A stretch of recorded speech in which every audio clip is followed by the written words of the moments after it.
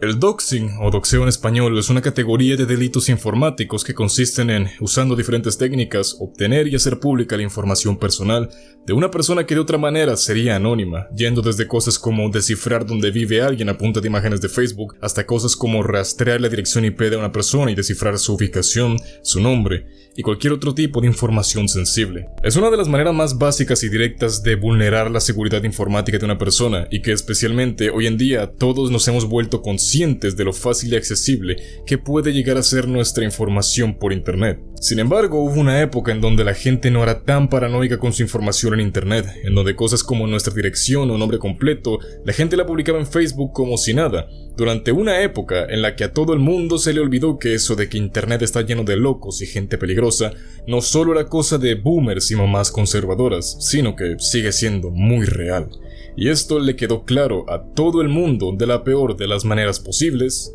en Japón, en donde después de un incidente que resonó por todo el país, la gente pasó a tener miedo de dejar cualquier rastro de sus documentos, pasó a sentir desconfianza de realizar cosas tan cotidianas como usar tu nombre real en internet o enviarle tu ubicación por escrito a un amigo. Y toda esta paranoia y miedo al doxeo comenzó por un troll de un foro de internet que se doxeó a sí mismo. Si te interesa conocer la historia de cómo por culpa de una sola persona se generó una ola de acoso masivo que dejó traumada para siempre a la sociedad japonesa, quédate en este video, pues esto es la calamidad de Hasekara.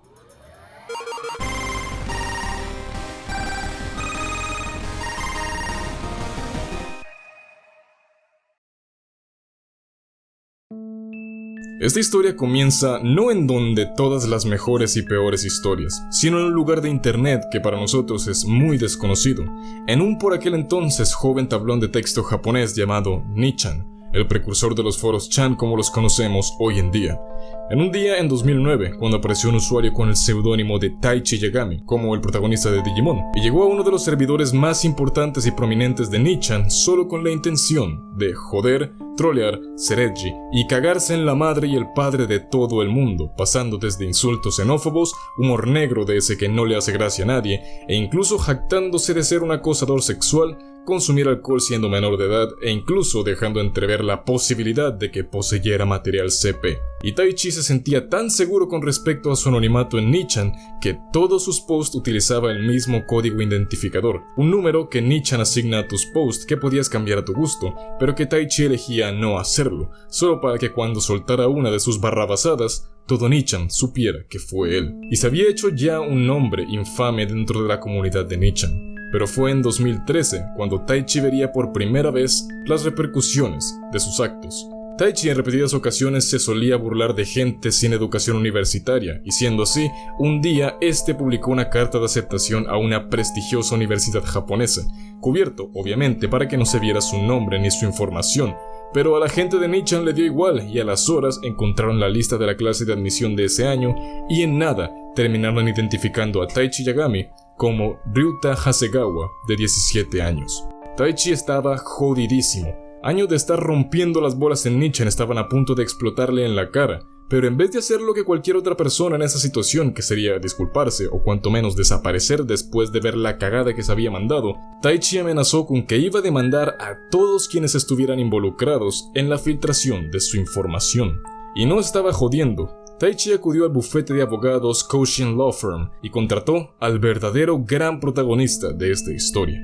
el abogado Takahiro Karasawa. Karasawa proclamaba ser un experto en seguridad informática y ciberacoso. Entonces, el señor Karasawa se presentó ante los usuarios de Nichan, preguntando cómo podía crear un tema nuevo y pedir a los usuarios que le revelaran las direcciones IP de quienes revelaron la información de Taichi. En principio la gente había reaccionado con miedo, en plan de mierda, ya metieron un abogado en esto, ya nos jodimos. Pero después de este primer movimiento era directamente ridículo que el que se decía experto en ciberseguridad no supiera ni cómo hacer un post, y que encima esperase que de buena fe los usuarios de Nichan le dieran esta información. La gente comenzó a burlarse y bulear directamente a Karasawa, en principio no pasando más allá de lo normal. Karasawa usaba esta caricatura de sí mismo para identificarse en internet y la gente comenzó a hacer fotomontajes y edits ofensivos con esta foto. Se burlaban de que si estaba gordo, que si no tenía ni idea de internet, lo esperable. Pero esto no le sentó para nada bien a Karazawa, quien en vez de tratar de ir tras quienes hacían posts sobre Taichi, que era para lo que originalmente lo habían contratado,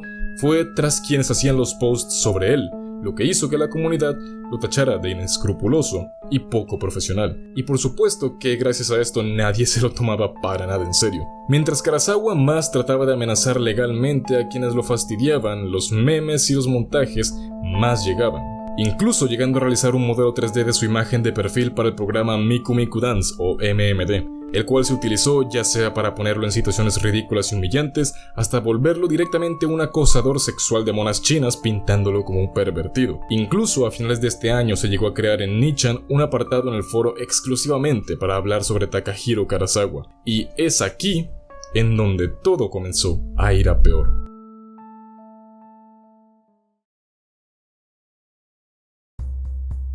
La comunidad de Nichan le quiso pagar a Karazawa con la misma moneda que él les intentó dar, el doxeo. Con los datos de la graduación de Karazawa, que había sido muy recientemente, lograron dar con la dirección de su oficina, el nombre y dirección de sus padres, e incluso los datos de su hermano, quien había fallecido recientemente. Al cabo de un tiempo, Karazawa tuvo que cambiar de oficina debido al acoso, y constantemente se la pasaba en Facebook hablando sobre lo mucho de lo que lo estaban acosando, y cómo debido a esto, él se volvería la voz de quienes no tenían voz, refiriéndose a las víctimas de acoso cibernético, por supuesto. Poco a poco las amenazas directas hacia Karazawa se comenzaron a volver el pan de cada día, pero más allá de quedarse en amenazas hacia el abogado, degeneraron en amenazas a la seguridad pública en nombre de Karazawa. La gente lo llegó a tener tan investigado que lograba imitar sus hábitos de escritura y llegaron a realizar amenazas de ataques y vandalismo a la infraestructura de ciudades importantes de Japón, que según estos, venían todas de parte de Karazawa.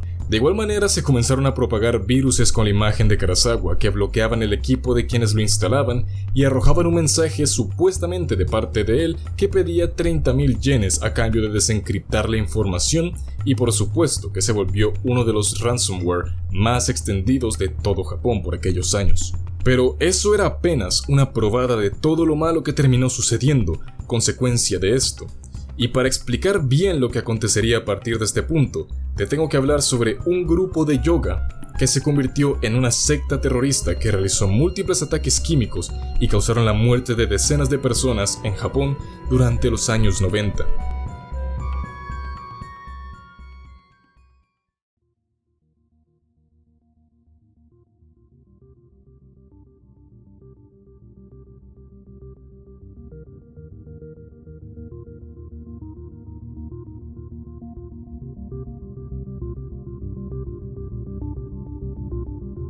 Shizuo Matsumoto, mejor conocido como el gurú Shoko Asahara, fue el fundador del grupo Aum Shinrikyo, un culto religioso disfrazado como un club de yoga en el cual Asahara se declaraba a sí mismo como una reencarnación del propio Buda y le inculcaba a sus seguidores sus profecías del final de los tiempos, y orquestó un ataque con agentes Sarin al metro subterráneo de Tokio en el cual 13 personas murieron. Y te preguntarás, ¿qué carajos tiene que ver esto con Karazawa y Nichan? El bufete de abogados fundado por Karazawa llevaba por nombre Koshin Law Firm, basado en la fe Koshin Shinko, misma rama religiosa a la que el gurú aseguraba pertenecer. Y como los ataques y las amenazas en nombre de Karazawa paulatinamente estaban aumentando en intensidad y gravedad, la comunidad de Nichan comenzó a crear esta semejanza entre el gurú Asahara y el abogado Karazawa. Todos quienes se habían casi que obsesionado con el caso de Karazawa se nombraron a sí mismos en una cuasi religión cultista conocida como el Koshinismo,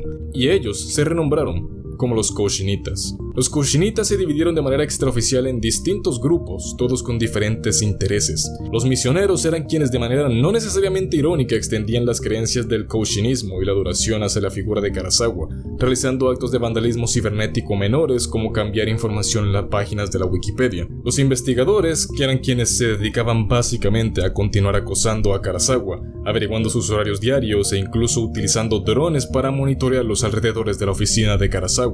Los artistas, quienes eran los que se encargaban de todas y cada una de las piezas gráficas y audiovisuales del shitposteo de Karazawa, los edits, los videos de MMD, las camisetas, los pósters, los afiches, todo lo que se pudiera transmitir en una pantalla o imprimir en algún medio, era de lo que ellos se encargaban. Y luego estaba el verdadero problema, lo que ya iba a un nivel bastante más allá en esta historieta, los llamados Waruimo Koshinjin, literalmente los malos koshinitas. Los koshinitas extremistas que realizaban las amenazas de bombardeos y ataques terroristas en nombre de Karazawa y el koshinismo. Robaban, vandalizaban y realizaban amenazas de muerte y hackeos en masa, todo para extender la creencia del koshinismo, como incluso llegar a profanar la tumba del hermano fallecido de Karazawa. Entre las acciones de estos que más resonaron en el país fue el hackeo masivo de páginas de Google Maps para cambiar el nombre de lugares importantes de Japón, como el Parque Memorial de la Paz de Hiroshima, el cual fue cambiado al Campo de Pruebas de Armamento Nuclear del Koshinkyo,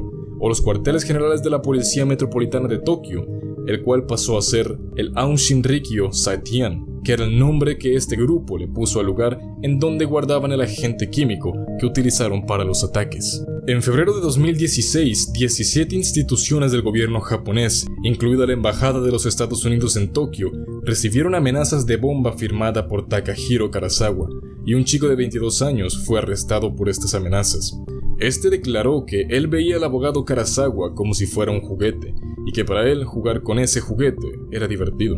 Esta persona llevaba meses respaldándose del nombre de Karazawa para realizar amenazas terroristas en contra del gobierno japonés, y él era solo uno de los miles de Warui Koshijin que se sumaban a estas amenazas todos los días. Para 2017, los koshinistas eran vistos por medios japoneses como uno de los grupos de cibercriminales más peligrosos de Japón. Incluso a día de hoy se sabe a ciencia cierta que el koshinismo, incluso sus vertientes más extremistas, siguen latentes en una buena parte de la gente joven hoy en día que conoce la cultura del koshinismo y hacen uso de sus memes. Este incidente arruinó la vida de incontables personas, no solamente del abogado Karazawa, sino de cientos de personas relacionadas con él, sus clientes y sus familias, su propia familia, amigos, compañeros de la universidad. Taichi Yagami, la persona con la que empezó todo este pitoste, a día de hoy, 13 años después de su primer contacto con Nichan, no se ha logrado librar del acoso constante de los koshinitas. Y sobra decir que esta calamidad, que ha mantenido un país entero de los nervios durante casi 15 años, ha dejado un trauma irreparable en la población, en donde exponerte de manera pública en internet y poner cualquier tipo de dato personal al alcance te puede convertir en el siguiente Karazawa. Por este motivo es que en Japón plataformas como Facebook apenas si se usan y la gente se decanta más por otras como Twitter o Line, en donde la norma es no usar tu nombre real y en donde nadie espera que publicas fotos o información de tu persona, pues ahora existe como una suerte de regla no escrita en donde todos son anónimos en internet y nadie espera que alguien haga las cosas de otra manera, en donde si tú sabes la identidad de alguien por internet es solo porque ya le conoces en persona. De este lado del mundo, la mayoría de nosotros ve la privacidad por internet como un privilegio del cual muchos nos desprendimos desde hace tiempo, y tenemos asumido que en todo momento nos están monitoreando y traficando con nuestra información. Tanto es así que las personas con un mínimo de alcance mediático no tenemos mayor reparo en compartir información como nuestros nombres reales o el lugar de donde venimos. Dentro de lo que a nosotros nos ha tocado presenciar, los casos de doxeo y acoso cibernético, si bien sí han llegado a arruinar profundamente la vida de muchas personas, suelen ser, en el peor de los casos, una situación que meses después va a haber cesado y que a los años ni tú ni tus victimarios seguirán siendo afectados por las consecuencias directas de ese incidente. En Japón, la cosa es diferente, pues estas personas que se van a encargar de sacar y exponer tu información, y por ende a ti, no se van a cansar. Van a pasar años en el que, en el mejor de los casos, va a haber alguien hostigándote constantemente en tu vida cotidiana, y en el peor de los casos, pues, vas a ser Takahiro Karazawa, la víctima del caso más brutal de doxeo en la historia de Japón. Muchas gracias por ver este video. Si te gustó, no dudes en dejar un me gusta y compartirlo. Puedes seguirme en mis redes sociales, especialmente Twitch y TikTok, en donde estamos publicando contenido nuevo todas las semanas. Y si quieres apoyar directamente al canal, puedes volverte un miembro para disfrutar de beneficios exclusivos. Recuerda que puedes descargar World of Warships con el link en la descripción y usar el código FIRE para obtener un paquete de inicio exclusivo. Suscríbete si no lo has hecho, y como siempre, yo soy Doji, Hasta la próxima.